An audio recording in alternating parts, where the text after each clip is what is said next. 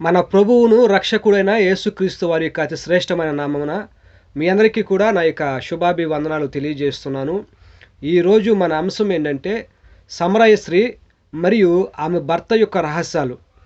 సమరయ స్త్రీకు ఎంతమంది భర్తలున్నారు, వాళ్ళు ఎవరు అన్న విషయాన్ని గురించి ఈ యొక్క సమయంలో మనం తెలుసుకుందాము. మనము మొట్టమొదటిగా పరిశుద్ధ గ్రంథంలో నుంచి యోహాను సువార్త 4వ అధ్యాయము మొదటి నుంచి 42 వచనాలు మనం జ్ఞాపకం చేసుకోవాల్సిన అవసరం ఉంది. ఇంత పెద్ద ప్యాసేజీ అనేది ఈ యొక్క వీడియోలో లేకుంటే ఈ సమయంలో చదవటము సాధ్యపడదు. కాబట్టి ఈ యొక్క 42 వచనాల్లో ఉన్నటువంటి విషయాన్ని మొత్తం కూడా మీకు నేను మాట ద్వారాగా వివరించటం జరుగుతుంది.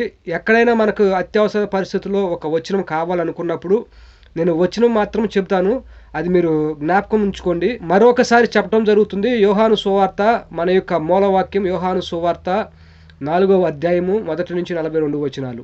సో 4వ అధ్యాయం అనేది కామన్గా గుర్తుపెట్టుకోండి. వచనం అనేది నేను చెప్తూ ఉంటా. ఇంకా వేరే ఏమైనా లేఖన భాగాలు మీకు వివరించాలనుకున్నప్పుడు మాత్రము పూర్తి రిఫరెన్స్ ఇవ్వటం జరుగుతుంది. అంశం మరొకసారి, సమరయ స్త్రీ యొక్క భర్తలు యొక్క రహస్యాలు. వాళ్ళెవరు? నేటి రోజుల్లో సమరయ స్త్రీ గురించి, ఆమె విశ్వాసం గురించి, ఆమె పరిచర్య గురించి ఎవరు చెప్పుకున్నా సరే ఆమె గురించినటువంటి కొన్ని అపోహలు లేకుంటే మిస్ఇంటర్ప్రిటేషన్స్ అనేవి జరగటం జరుగుతుంది. ఏంటంటే ఆమె ఒక వ్యభిచారి అని, ఆమెకు 5 భర్తలు ఉన్నారని, 5 భర్తలతో ఆమె వ్యభిచరిస్తూ ఉండగా ఆ విషయం తెలుసుకున్నటువంటి యేసు ప్రభువారు ఆమె భర్తను తీసుకురామని చెప్పినట్లుగా తప్పు తర్జుమా చేయటం జరుగుతుంది. అసలు ఆమెకు భర్తలు ఉన్నారా లేదా, ఉంటే ఎవరు, లేకపోతే యేసు ప్రభువారు ఆ మాట ఎందుకున్నారు, ఆ విషయాన్ని గురించి మనం తెలుసుకుందాము. ఈ యొక్క యోహాను సువార్త 4వ అధ్యాయం నుంచి మొదటి నుంచి మనం చదువుకున్నట్లయితే అక్కడ ఏమి జరుగుతుందంటే, యేసు ప్రభువారు ఒక ప్రాంతం నుంచి ఇంకో ప్రాంతానికి వెళ్ళడానికి ప్రయాణం చేస్తున్నారు. యేసు ప్రభువారు యోదయ దేశము నుండి పైన ఉన్నటువంటి గలిలయ దేశమునకు లేకుంటే గలిలయ ప్రాంతానికి వెళ్ళడానికి ప్రయాణం అవుతున్నారు.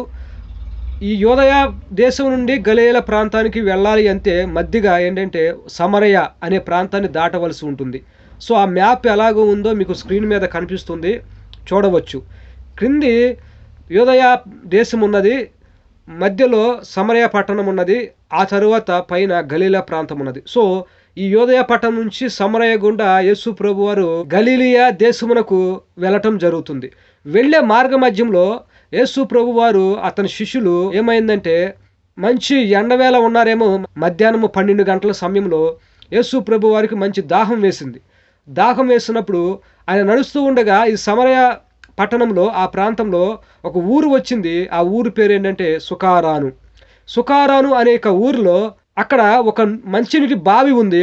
యేసు ప్రభువారు దాహాన్ని తీర్చుకోవడానికి ఆ యొక్క సుకారాను ఊరిలో ఉన్నటువంటి ఒక బావి దగ్గరికి వెళ్ళటం జరిగింది. అయితే విషయం ఏంటంటే, ఆ బావి ఎవరిది అంటే, మన పాత నిబంధన గ్రంథంలో యాకోబు యొక్క కుమారులకు, యోసేపునకు అతని కుమారులకు వారసత్వంగా ఇవ్వనటువంటి యాకోబు బావి. ఎందుకంటే ఆ బావిని యాకోబు తవ్వించను తన కుమారుల కోసం అని అక్కడ లేఖన భాగంలో రాయబడి ఉంది.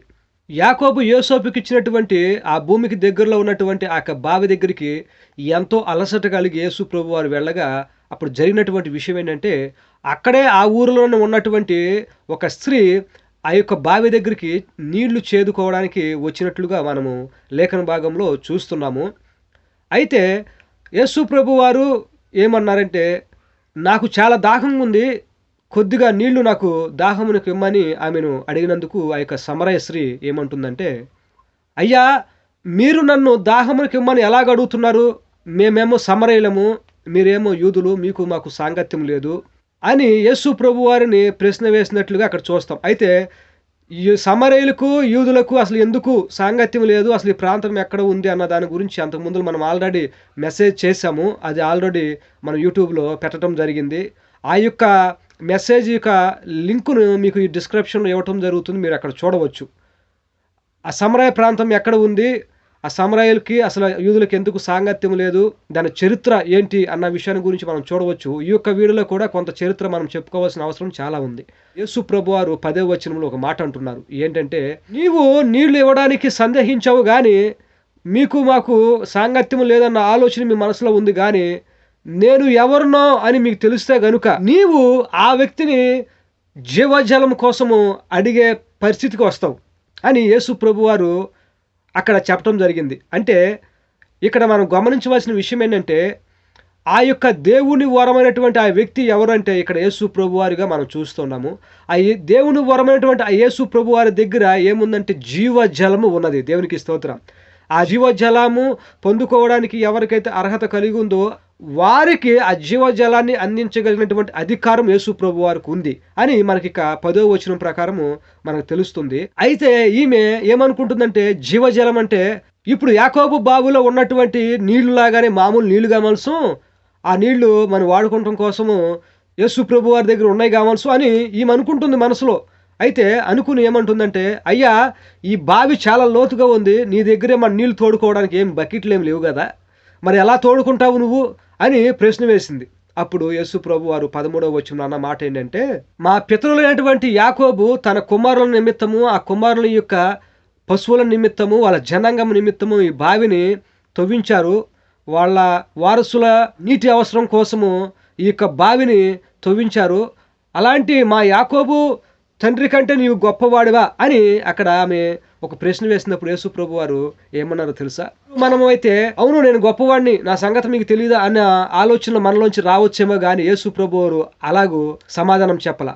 ఎందుకంటే యేసు ప్రభువారు జ్ఞానవంతుడు, సర్వజ్ఞాని కాబట్టి ఆయన ఒక మాట ఉపయోగించారు. ఏంటంటే నేను ఆయన కంటే గొప్పవాడుని అన్న పేరు ఉపయోగించకుండా నేను అబ్రహాము కంటే గొప్పవాడిని అన్న విధంగా తన యొక్క వ్యక్తిత్వాన్ని అక్కడ రుజువుపరుచుకున్నారు. ఎలాగో తెలుసునా ఆయన అన్న మాట ఏంటంటే, ఈ నీళ్లు తాగిన వాడు మరలా దప్పిక కొనే అవకాశం ఉందేమో కానీ నేనిచ్చే నీళ్లు జీవజలం తాగిన వారికి మరి ఎన్నడూ దప్పిక కొనడు అని యేసు ప్రభు వారు అక్కడ మనకి చెబుతున్నట్లుగా 14వ వచనంలో తెలుస్తుంది. అందుట్లో కూడా ఆ నీళ్లు తాగిన వారికి ఒక లాభం ఉంది. ఏంటంటే నిత్య జీవానికి వారసులు అవుతారు అని. దేవునికి స్తోత్రం.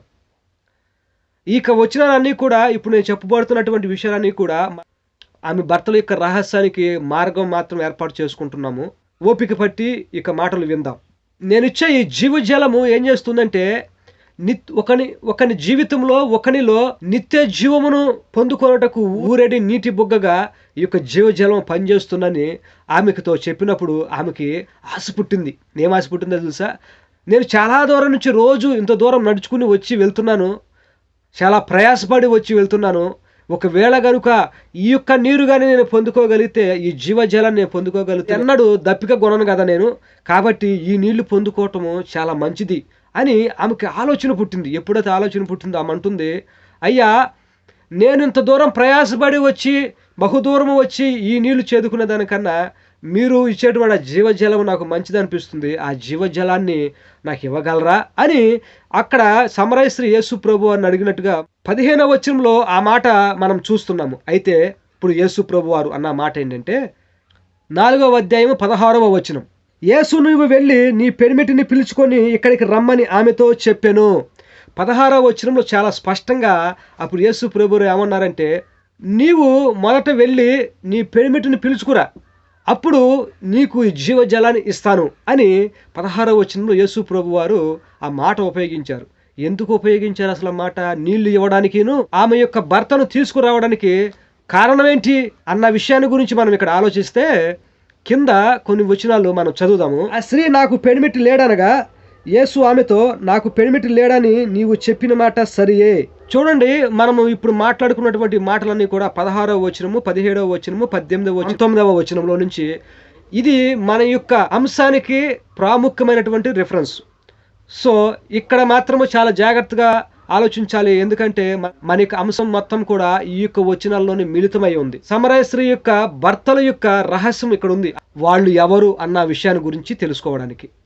సో యేసు ప్రభు వారిని ఆమె ఎప్పుడైతే జీవజలం అడిగిందో యేసు ప్రభు వారు తన భర్తలను తీసుకురామనగా ఆమె ఒక మాట అంటుంది. ఏంటంటే, అయ్యా నాకు భర్తలు లేరు, నేను ఎవరిని తీసుకురాను, నాకు భర్తలే లేరు అని 17వ వచనంలో అన్నట్టుగా మనం చూస్తున్నాం. ఎప్పుడైతే యేసు ప్రభు వారు ఆమె యొక్క భర్తను తీసుకురామని షరతు పెట్టారో ఆ షరతుకు ఆమె చెప్పినటువంటి సమాధానానికి, నాకు భర్తలు లేరు అని చెప్పిన సమాధానానికి యేసు ప్రభు వారు ఏమన్నారు తెలుసా? 18వ వచనంలో ఒకసారి చదువుదాం. ఆ స్త్రీ నాకు పెనిమిటి లేడనగా యేసు ఆమెతో, నాకు పెనిమిటి లేడని నీవు చెప్పిన మాట సరియే. చూడండి, ఇక్కడ ఎప్పుడైతే ఆమె నాకు భర్తలు లేరు అని సమరయ స్త్రీ చెప్పిందో అప్పుడు యేసు ప్రభు వారు అన్న మాట ఏంటో తెలుసా? భర్తలు లేరు, నీకు పెనిమిటి లేడు అన్న మాట నువ్వు చెప్పినట్టు మాట సరియే అంటే అది నిజమే అని అర్థం. అంటే ఆమెకు నిజంగానే భర్తలు లేరని యేసు ప్రభు వారు ఒప్పుకున్నాడు. ఒప్పుకున్నప్పుడు మాట్లాడకుండా ఉండాలి కదా. కానీ అక్కడ కింద వచ్చినప్పుడు ఏముందో చూడండి. నీకు 5 పెనిమిట్లుండిరి, ఇప్పుడు ఉన్నవాడు పెనిమిటి కాడు. మరి ఇదేంటి లెక్క? ముందు యేసు ప్రభు వారే ఆమె చెప్పినటువంటి దానిని ఒప్పుకున్నారు. నీకు భర్తలు లేరు, పెనిమిట్లు లేరు అని నువ్వే అంటున్నావు, అది మాట నువ్వు చెప్పిన మాట సరియే అని యేసు ప్రభు అని మళ్ళా వెంటనే ఇక్కడ ఏమంటున్నారంటే నీకు 5 భర్తలు ఉన్నారు, మళ్ళీ ఇప్పుడు ఉన్న వ్యక్తి కూడా నీ భర్త కాడు అంటే 6 అయ్యారు. ఇప్పుడు ఆమెకి ఎంతమంది భర్తలు ఉన్నట్టు? 6 భర్తలు ఉన్నట్లుగా మనకు తేలింది. సో యేసు ప్రభు వారు మళ్ళీ కింద ఆ మాట అన్న తర్వాత మళ్ళీ ఏమంటున్నారో చూద్దాం. ఇప్పుడు ఉన్నవాడు నీ పెనిమిటి కాడు, సత్యమే చెప్పితివనెను. మరలా చూడండి, ఫస్ట్లో ఒకసారి ఏమన్నారు యేసు ప్రభు వారు? నువ్వు చెప్పిన మాట సరి అన్నారు. సరి అని మరలా చిన్న విషయాన్ని అక్కడ హైలైట్ చేశారు. ఏంటంటే నీకు 5 భర్తలు ఉన్నారు, మళ్ళీ ఇప్పుడు ఉన్న వ్యక్తి కూడా నీ పెనిమిటి కాదు అని చెప్పి మరలా ఏమంటున్నారంటే ఆమె చెప్పిన దానినే నీవు చెప్పిన మాట సత్యం అంటున్నారు. అదేం లెక్క? యేసు ప్రభు వారే నీకు భర్తలు లేరని పక్కన చెబుతున్నారు. యేసు ప్రభు వారే ఆమె చెప్పినటువంటి మాటకి అంగీకరిస్తున్నారు. ఆమె చెప్పిన మాట సరే అంటున్నారు ఒక చోట సత్యమే అంటున్నారు. సత్యం అంటే ఏంటి? ఒరిజినల్ అని అర్థం. అది మారంది, ఎప్పుడు కూడా నిలిచి ఉండేది అని అర్థం. అంటే ఆమెకు భర్తలు లేరన్న మాట సత్యం అని యేసు ప్రభు వారే చెబుతున్నారు. చెప్తూ కూడా మళ్ళా 5 భర్తలు ఉన్నారు, ఇప్పుడు ఉన్నవాడు కూడా నీ భర్తగాడు, వాడు తీసుకురా అని మరలా ఆమెతో అంటున్నారు. అదేం లెక్క అంటే ఈ విషయంలో ఎక్కడో చిన్న రహస్యం ఉంది అని అర్థం. సో ఈ విషయంలోనే ఆమె యొక్క భర్తలు లేకుండా పెడిమిటుల యొక్క రహస్యం ఉంది అని మనం అర్థం చేసుకోవాల్సిన అవసరం ఉంది. సో విచ్ మీన్స్ ఆమెకి పెనిమిటులు లేరు అని యేసు ప్రభు వారే తన నోటి నుంచి మాట నుంచి వాక్యాన్ని స్థిరపరిచారు. కానీ మరి అక్కడ ఉన్నటువంటి 5 భర్తలు ప్లస్ ఇప్పుడున్న వ్యక్తి 6 ఎవరు మరి అన్నది ఇక్కడ మనకు ప్రశ్న. అది తెలియాలంటే వెంటనే కింద ఉన్నటువంటి వచనాలు చదివితే ఆ రహస్యము కొంచెముగా విడుదలవుతుంది. ఆ వచనం ఏంటో చూద్దాం. 19వ వచనం. అప్పుడు స్త్రీ, అయ్యా నీవు ప్రవక్తవని గ్రహించుచున్నాను. మా పితరులు ఈ పర్వతమందు ఆరాధించు, కానీ ఆరాధింపవలసిన స్థలము యెరూషలేములో ఉన్నదని మీరు చెప్పుదురని ఆయనతో అనగా యేసు ఆమెతో ఇట్లా నేను. యేసు ప్రభు వారు ఆమె యొక్క పెనిమిటుల్ని తీసుకురామన్నారు. ఆమె లేదన్నది నువ్వు చెప్పిన మాట నిజమే అన్నారు, నువ్వు చెప్పిన మాట సత్యమే అన్నారు, మళ్ళీ పెనిమిటులు తీసుకురామన్నారు. అనగానే వెంటనే ఇక్కడ సందర్భం దేని గురించి జరుగుతుంది? సమరయ స్త్రీ యొక్క పెనిమిట్ల గురించి జరుగుతుంది. సమరయ స్త్రీ యొక్క పెనిమిట్ల గురించి విషయం జరుగుతుంటే వెంటనే ఈమెమంటుందంటే, అయ్యా నువ్వు ప్రవక్తవని నేను గ్రహించుచున్నాను. మా పితరులు ఈ పర్వతమందు ఆరాధించారు, కానీ ఆరాధించే స్థలం యెరూషలేము ఉందని మీరు చెబుతారని యేసు ప్రభువుతో ఆమె అంది. అంటే దాని అర్థము భర్తల గురించి మాట్లాడుతూ వెంటనే దేవుని గురించినటువంటి విషయం అక్కడ వచ్చేసింది. దేవుని ఆరాధించడం గురించి, ఆరాధించే స్థలం ఎక్కడ ఉందో అన్న విషయం గురించి సడన్గా వచ్చేసింది.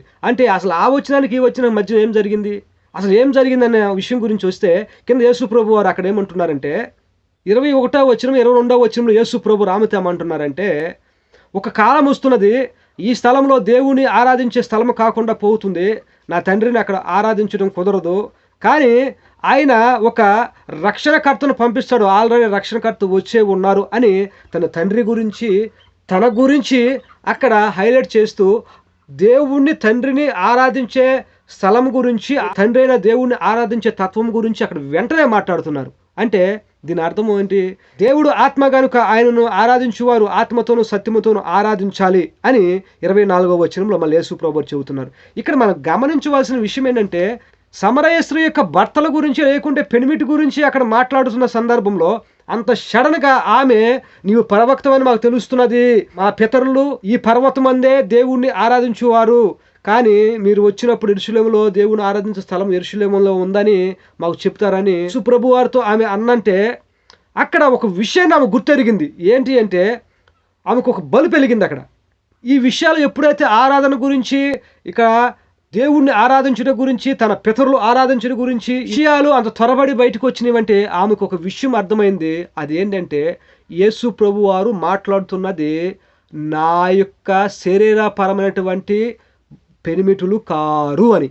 అది శరీరానికి సంబంధించినటువంటి భర్తలు కారు అని అక్కడ అర్థమవుతుంది. అందుకనే ఈమె యేసు ప్రభు వారు నన్ను నా పెనిమిటి తీసుకురమ్మని అంటే నాకు భర్తలు ఉన్నారు కావాల్సిన శరీరపరమైన భర్తలను తీసుకురామని అనుకుని ఈమెనే నా పెనిమిటి లేదని చెప్పింది. ఎందుకంటే ఆమె నిజంగానే పెనిమిటి లేరు కాబట్టి యేసు ప్రభు వారు నువ్వు చెప్పిన మాట సత్యమని అన్నారు. ఎందుకంటే ఆమెకు హృదయాలోచన యేసు ప్రభు వారు తెలుసు, ఈమె ఎలాగ అర్థం చేసుకుందో యేసు ప్రభు వారు తెలుసు. అందుకనే నువ్వు చెప్పిన మాట సరియే సత్యమే అని 2 సార్లు చెప్పారు. కానీ పెనిమిట్లు తీసుకురామంటే అప్పుడు ఆమెకు అర్థమైపోయింది ఈయన చెప్పేది శరీరపరమైన పెనిమిట్ల గురించి కాదు, దేవుళ్ళ గురించి, ఈమె ఆరాధిస్తున్న దేవుళ్ళ గురించి అని ఆమెకు అర్థమైంది. అందుకనే కింద వచ్చిన ఆమె వెంటనే నీవు ప్రవక్తమని నేను గ్రహించుచున్నాను, మా పితరులు ఈ పర్వతం మీద దేవుని ఆరాధించువారని ఆరాధన గురించి ఈమె తీసుకురావటం మొదలెట్టింది. అప్పుడు అర్థమైంది. ఎందుకంటే దేవుడు పెనిమిట్ల లెక్కలో ఉండటం ఏంటి, అసలు దేవుళ్ళు పెనిమిట్లు అవుతారా అన్న ప్రశ్న మనకు రావచ్చు. ఇప్పుడు మీకు ఒక వాక్యం చూపిస్తా. పరిశుద్ధ గ్రంథంలో నుంచి యెషయా గ్రంథము 54వ అధ్యాయము 5వ వచనం. ఈ వాక్యం చదివితే అక్కడ ఏమని ఉంటుందంటే, నిన్ను సృజించిన వాడు నీకు భర్త అయి ఉన్నాడు. దేవునికి స్తోత్రం. మానవాళిని మొత్తం కూడా సృజించింది ఎవరు? దేవుడు. సో సృజించినటువంటి దేవుడు నరునికి భర్త అయి ఉన్నాడు అని అక్కడ లేఖన భాగం తెలియజేస్తుంది. అంటే ఇప్పుడు ఏంటంటే ఇక్కడ జరుగుతున్నది, యేసు ప్రభు వారు ఏ ఉద్దేశంతో మాట్లాడుతున్నారు? నీవు ఆరాధించు దేవుళ్ళు ఎవరు? ఇటువరకు నువ్వు 5 దేవుడిని ఆరాధించావు, ఇప్పుడు ఇంకొక దేవుడిని ఆరాధిస్తున్నావు, మొత్తం 6 దేవుళ్ళని ఆరాధిస్తున్నావు. ఆ పెనిమిటి, ఎందుకంటే వాళ్ళే నువ్వు భర్తలు అనుకుంటున్నావు, ఎందుకంటే వాళ్ళే నిజమైన దేవుళ్ళు, వాళ్ళే నిన్ను సృజించిన దేవుడు అని అనుకుంటున్నావు, కానీ వాళ్ళు ఒరిజినల్ దేవుడు కాదు అని ఆమెకి తెలియజేయడానికి ఆత్మీయమైనటువంటి పెనిమిట్ల గురించి అక్కడ మాట్లాడుతున్నాడు. దేవుళ్ళకు సంబంధించిన పెనిమిట్ల గురించి మాట్లాడుతున్నాడని ఆమెకు అర్థమైంది. ఇప్పుడు స్పష్టంగా ఉంది కదా. ఆమెను యేసు ప్రభు వారు ఏ ఆలోచనతో పెనిమిట్లు తీసుకురామన్నారు అంటే, ఆమె ఆరాధించే దేవుళ్ళ గురించినటువంటి ఆలోచనతో ఆమెను పెనిమిట్లు తీసుకురామన్నారు. కానీ ఈమెమనుకుంటుందంటే, నా శరీరపరమైనటువంటి పెనిమిట్లు తీసుకురామన్నారు కామల్సని ఈమె నా పెనిమిట్లు లేదని చెప్పింది. ఈ యొక్క హృదయాన్ని అర్థం చేసుకున్నటువంటి యేసు ప్రభు వారు, నువ్వు చెప్పింది నిజమే సత్యమే, కానీ నీవు ఆరాధించే దేవుళ్ళు 5 ఉన్నారు, ఇప్పుడు వేరే దేవుడిని ఆరాధిస్తున్నావు, మొత్తం 6. ఇప్పుడు ఉన్నవాడు కూడా, నువ్వు ఆరాధించే దేవుడు కూడా నీ భర్త కాడు, అంటే నిన్ను సృజించిన దేవుడు కాడు అని యెషయా గ్రంథం 54:4 వచనం ప్రకారము నిన్ను సృజించిన వాడు నీకు భర్త అయి ఉన్నాడు అన్న మాటలో మనకు అర్థమవుతుంది. సమరయ స్త్రీ ఆరాధించే ఆ 5 పెనిమిట్లు ఎవరు, ఇప్పుడున్నటువంటి ఆ 6వ పెనిమిటి ఎవరు అన్న విషయాన్ని గురించి తెలుసుకోవాలంటే మరలా కొంత చరిత్రలోకి మనం వెళ్ళవలసి ఉంటుంది. అసలు సమరయ ప్రాంతం ఎక్కడ ఉంది, ఆ సమరయ ప్రాంతంలో అసలు సమరయులు ఎలా పుట్టుకొచ్చారు అన్న చరిత్ర గురించి తెలుసుకోవాల్సిన అవసరం ఉంది. కానీ ఈ యొక్క మాటని ఆల్రెడీ సమరయ స్త్రీలకు యూదులకు సాంగత్యం ఎందుకు లేదు అన్న మెసేజ్లో మీకు ఆల్రెడీ ఆ చరిత్ర గురించి మొత్తం కూడా చెప్పబడింది. మరలా ఈ వీడియోలో చెప్పడం కుదరదు కాబట్టి ఆ లింక్ మీకు డిస్క్రిప్షన్ ఇవ్వటం జరుగుతుంది. ఆ వీడియో కూడా మీరు చూసినట్లయితే వీళ్ళకి సాంగత్యం ఎందుకు లేదు, అసలు ఆ ప్రాంతం ఎక్కడ ఉంది అన్న దాని గురించి మీకు స్పష్టంగా అర్థమవుతుంది. అయితే ఇక్కడ ఆ వీడియోలో మీకు ఒక మాట చెప్పా, ఏంటంటే స్పష్టంగా క్లుప్తంగా మీకు వివరించడం జరుగుతుంది. ఈ యొక్క ఒమ్రీ కట్టించేటువంటి ఈ సమరయ పట్టణాన్ని, షోమ్రోను పట్టణాన్ని హీబ్రూలో షొమ్రిం అని పిలుస్తారు. మన యొక్క తెలుగులోకి వచ్చేసరికి సమరయ అని మనకు ఉంటుంది. అయితే ఈ సమరయ పట్టణాన్ని క్రీస్తు పూర్వం 721 నాటికి అష్షూరు రాజులు ఆ పట్టణాన్ని కాల్చివేసి ఆ పట్టణాన్ని జయించినట్టుగా మనం చూస్తున్నాము.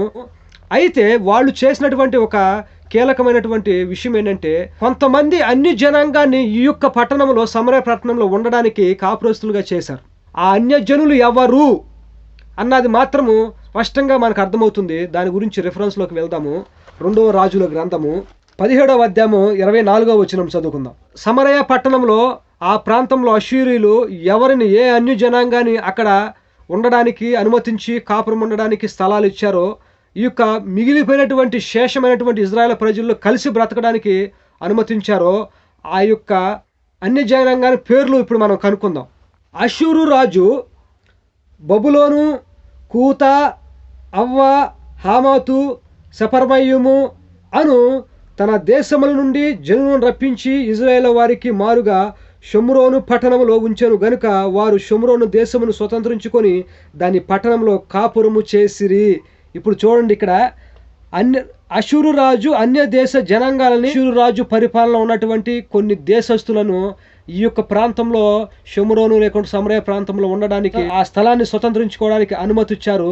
అక్కడ మనం చూస్తే 5 రకాల అన్యజనులు ఉన్నారు. 1 బబులోను, 2 కూత, 3 అవ్వ, 4 హామాతు, 5 సఫర్వాయిము. సో 5 రకాల అన్య జనాంగాలు ఆ స్థలంలో స్థిరపడ్డారు. ఏం జరిగిందంటే ఈ 5 రకాల అన్య జనాంగము అక్కడ శేషించినటువంటి ఇజ్రాయెల్ ప్రజలతో పరస్పర సంబంధాలు పెట్టుకుని వాళ్ళ పిల్లల వీళ్ళకి వీళ్ళ పిల్లల వాళ్ళకి పెళ్ళిళ్ళకి ఇచ్చి మిశ్రమ జనాంగాన్ని పుట్టించారు. వాళ్ళు క్రమేణా అంటరాని ప్రజలుగా యూదులకు వ్యతిరేకమైన ప్రజలుగా మారినట్టుగా పోయిన వీడియోలో ఆల్రెడీ తెలుసుకుని ఉన్నాము.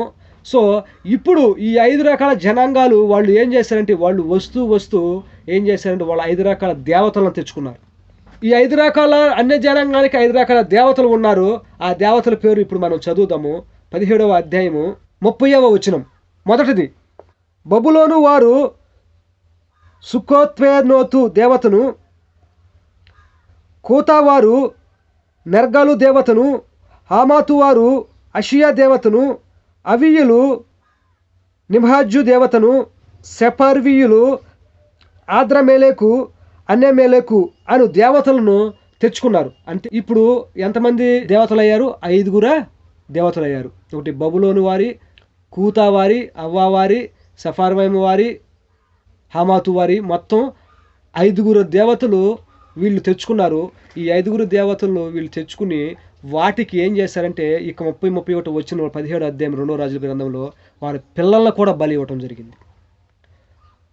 ఆ దేవతలు ఆరాధించడానికి వారి పిల్లల్ని బలి ఇచ్చారంట. వారి పిల్లల్ని బలి ఇచ్చారు. సో రాను కాలక్రమేణా వచ్చినటువంటి ఆ సమరయ ప్రాంతంలో ఉన్నటువంటి జనాంగము ఈ 5 దేవుళ్ళని ఆరాధించడం మొదలుపెట్టారు. ఈ 5 దేవుళ్ళే నిజమైన దేవుళ్ళు నమ్మటం మొదలెట్టారు. 5 దేవుళ్ళే మమ్మల్ని సూచించాలని నమ్మటం మొదలెట్టారు. సో వాళ్ళే మాకు భర్తలై ఉన్నారని వీళ్ళు అనుకున్నారు. ఆ ఉద్దేశంతో యేసు ప్రభు వారు నీ పెనిమిటిని తీసుకురా అన్నాడు. ఈమె లేదు అని అన్నప్పుడు నువ్వు చెప్పిన మాట సరియే, కానీ శరీరపరమైన పెనిమిట్లు నీకు లేరు, కానీ ఆత్మీయపరమైనటువంటి దేవుళ్ళు, నువ్వు ఆరాధించే దేవుళ్ళు 5 ఉన్నారు. ఇప్పుడున్న వ్యక్తి కూడా నీ వాడు కాదు అని యేసు ప్రభు వారు చెప్పడం జరిగింది. సో ఇక్కడ మనకి ఎంతమంది దేవుళ్ళు వచ్చారు? 5. వాళ్ళ పేర్లు కూడా మీకు తెలియజేయటం జరిగింది. సో ఈ 5 దేవతల్ని ఈ సమరయ ప్రాంతము వారు ఆరాధించడం జరిగింది. ఆ విషయము తెలుసుకున్నటువంటి ఈ సమరయ స్త్రీ అందుకంటుంది, నీవు ప్రవక్తమని నేను అడుగుతున్నాను అని కింద దేవుణ్ణి ఆరాధించే విషయం గురించి మాట్లాడటం మొదలెట్టేసింది. ఎందుకంటే ఆమెకు అర్థమైపోయింది, యేసు ప్రభు వారు నన్ను అడిగింది నా శరీరపరమైన భర్తను తీసుకురామని కాదు, ఆత్మీయపరమైనటువంటి నేను ఆరాధించే దేవుళ్ళ గురించి మాట్లాడుతున్నానని ఆమెకు అర్థమైపోయింది. అందుకే నా మాట అంది.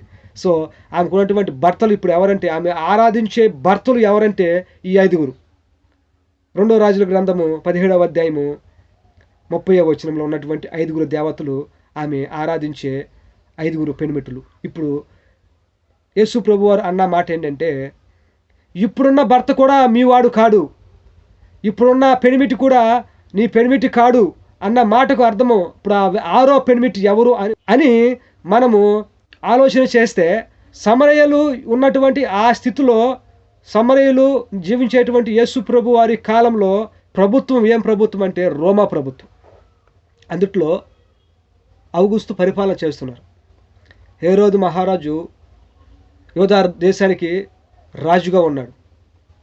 అలాంటి సందర్భంలో వాళ్ళు ఉన్నటువంటి సమరయులు ఏ యొక్క దేవుణ్ణి ఆరాధన చేస్తున్నారంటే రోమీలకు సంబంధించినటువంటి దేవుణ్ణి వాళ్ళు ఆరాధన చేస్తున్నారు ఆ టైంలో. అంటే రోమీలకు చాలామంది దేవుళ్ళు ఉన్నారు, కానీ వాళ్ళందరికీ ఒక దేవుడు, ముఖ్యమైన దేవుడు, రోమీలకు ప్రాధాన్యమైన దేవుడు ఒకడు ఉన్నాడు. ఆ పేరేంటంటే జూపిటర్. ఈ దేవుణ్ణి వాళ్ళు ఆరాధిస్తున్నారు. ఆ ప్రభుత్వంలో ఉన్నటువంటి ఈ సమరయులు ఇప్పుడు ఆ దేవుని ఆరాధించడం మొదలుపెట్టారు. అంటే సమరయులకు ఉన్నటువంటి అలవాటు దీని ప్రకారం మనకు ఏమర్థమవుతుందంటే, ఏ యొక్క రాజ్యమునికి వీళ్ళు బద్దులై ఉన్నారో ఆ రాజ్య అధికారం కలిగినటువంటి దేవుళ్ళని ఆరాధించడానికి అలవాటు పడ్డారు సమరయులు. ఇప్పుడు అర్థమైంది కదా, సమరయ స్త్రీకి ఉన్నటువంటి 6 భర్తలు ఎవరు? ముందు 5 భర్తలు, ఇప్పుడు ఉన్నటువంటి ఈ భర్త, మొత్తం 6 ఎవరు అంటే వీళ్ళు. అంతేగాని చాలా అపోహలు ఆమె గురించి వచ్చినవి. ఆమె ఒక వ్యభిచారని, 5 భర్తలతో వ్యభిచారం చేస్తుందని, ఇప్పుడున్న భర్తతో మళ్ళీ వ్యభిచారంలో ఉంది అని, మొత్తం 6 వ్యభిచారం చేస్తుందని చాలామంది తప్పుడు అపోహలు, తప్పుడు బోధలు చేయటం జరుగుతుంది. కానే కాదు, ఈమె శరీరపరమైనటువంటి వ్యభిచారి కాదు. కానీ మరి ఎవరు ఈమె అనే దానికి మీకు రిఫరెన్స్ మాత్రమే మీ స్క్రీన్ మీద ఇస్తున్నాను. మరి ఏ పరమైనటువంటి వ్యభిచారి అన్న దాని గురించి మనము ఆలోచన చేస్తే రిఫరెన్స్ చూశారు కదా, ఈ రిఫరెన్స్ మీరు చదవండి. ఆమె మరి ఏ విధమైనటువంటి వ్యక్తి అన్నది మీకు అర్థమవుతుంది. ఈ యొక్క అన్యజనాంగం యొక్క కస్టమ్స్లో, మతపరమైన విధానంలో వీరి పిల్లల్ని బలి ఇవ్వటం అనేది చాలా ఘోరమైన విషయము. సో ఏదో ఒక పశువుని బలించడం అనేది మనం కామన్గా మనం చూస్తున్నాము. కానీ పిల్లల్ని కూడా, వాళ్ళ కన్నా పిల్లల్ని బలి ఇవ్వటం అనేది చాలా బాధాకరమైన విషయము. కావాలంటే యెహెజ్కేలు గ్రంథము 23వ అధ్యాయము 37వ వచనము, 2 రాజుల గ్రంథము 17వ అధ్యాయము 30-31 వచనాల్లో మనం చూసినట్లయితే ఆ 2 యొక్క వచనాలు ఒకదానికొకటి పరస్పర సంబంధాలు కలిగి ఉంటాయి. రెండిట్లో కూడా వాళ్ళ పిల్లల్ని వాళ్ళ దేవుడు కాని దేవుళ్ళకి బలిచ్చినట్టుగా చూస్తాం. అది చాలా బాధాకరము.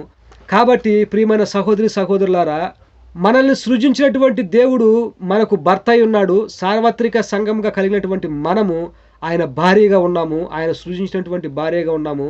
కాబట్టి మనము ఏం చేయవాలను అంటే, మన భర్త అయినటువంటి యేసు ప్రభు వారిని, మన దేవుణ్ణి మాత్రమే ఆరాధించాలి. ఎలా ఆరాధించాలంటే, యోహాను సువార్త 4:24 వచనంలో దేవుడు ఆత్మ గనుక ఆయన ఆరాధించువారు ఆత్మతోనూ సత్యముతోనూ ఆరాధించవలెను అని లేఖన భాగాల్లో ఉంది. మనము ఎందుకంటే దేవుడు యొక్క వ్యక్తిత్వము ఏంటంటే ఆయన అద్భుతమైన శక్తి. ఆయన అంతేగాని ఆయన యొక్క గొప్పదనాన్ని, ఆయన ప్రేమను, ఆయన శక్తిని, ఆయన ఉద్రేకతను, లేకుంటే ఆయన ఉగ్రతనులో ఒక పటంలో, ఒక విగ్రహంలో చూపించగలిగినవి కావు. కాబట్టి అలాంటి గొప్ప దేవుణ్ణి తెలుసుకున్న మనము, మన భర్త అయినటువంటి, మన సృజించినటువంటి యేసు ప్రభు వారిని మనం ఆరాధించవలసిన అవసరం ఎంతైనా ఉంది. అక్కడ సమరయులు చేసినటువంటి పని ఏంటంటే, చివరి వచనం 42వ వచనం మనం చదువుదాము. మా మట్టుకు మేము విని ఈయన నిజముగా లోకరక్షకుడు అని తెలుసుకొని నమ్ముచున్నామని. సో ఇప్పుడు వరకు ఒకళ్ళు చెప్పింది వాళ్ళు నమ్మారు. కానీ ఎప్పుడైతే యేసు ప్రభు వారు వాళ్ళ ఇళ్ళకెళ్ళి వాళ్ళతో ఉండి వాళ్ళకి దేవుని వాక్యాన్ని బోధించారో, అప్పుడు వాళ్ళు కనుగొన్నారు ఏమంటే ఈయనే మెస్సయ్య అని. సమరయ స్త్రీ కనుగొన్నట్టుగా వాళ్ళు కూడా కనుగొని ఒక మాట అంటున్నారు, ఇప్పుడు వరకు మేము విన్నదే నమ్మాము, కానీ ఇప్పుడు కళ్ళారా చూస్తున్నాము, ఈయన మాత్రమే లోకరక్షకుడు, యేసు ప్రభు వారు మాత్రమే లోకరక్షకుడు అని వాళ్ళు అప్పుడు సంపూర్ణంగా విశ్వసించారు. దేవుని ఆశీర్వాదాలు పొందుకున్నారు, దేవుని రక్షణ పొందుకున్నారు. దేవునికి స్తోత్రం. సో ఈ విషయం తెలుసుకున్న మనము ఎలాంటి అపోహల్లోకి పోకుండా, విగ్రహారాధనలోకి పోకుండా, నిజమైన దేవుడు అయినటువంటి, నిజమైన సృష్టి యావత్తు సృజించిన భర్త అయినటువంటి దేవుణ్ణి మాత్రమే మనం ఆరాధన చేస్తూ, ఆత్మతోనూ సత్యముతోనూ ఆరాధన చేస్తూ మన లోక రక్షకుణ్ణి మహింపరుద్దాము. దేవుడు ఈ మాటల చేత మనల్ని, మన కుటుంబాలని దీవించును గాక. ఆమేన్. విన్నారు కదండి ప్రియమైన సహోదరి సహోదరులారా, సమరయ స్త్రీ యొక్క భర్తల యొక్క రహస్యం. ఆమెకు ఉన్నటువంటి భర్తలు ఎవరు అంటే ఆ లిస్టు మీకు వాక్యాన్ని అందించడం జరిగింది. 2 రాజుల గ్రంథము 17వ అధ్యాయం 30వ వచనంలో ఆ దేవతలు ఎవరు అన్న పేర్లు చాలా స్పష్టంగా మీకు వివరించడం జరిగింది. పరిశుద్ధ గ్రంథంలో రహస్యాలు మీరు కనుగొన్నారని నేను ఎంతగానో నమ్ముచున్నాను. మరిన్ని సత్యవాక్యాల కోసం మన యొక్క ఛానల్ని సబ్స్క్రైబ్ చేయండి, అలాగే షేర్ చేయండి, లైక్ చేయండి. అప్పుడు నేరుగా మనము పెట్టినటువంటి వీడియోస్ మీ యొక్క ఫోన్లోకి నోటిఫికేషన్ ద్వారా రావడం జరుగుతుంది. మీ అందరికీ కూడా మరొకసారి ప్రభువైన యేసుక్రీస్తు వారికి అతి శ్రేష్టమైన నామమున శుభాభివందనాలు తెలియజేస్తున్నాను.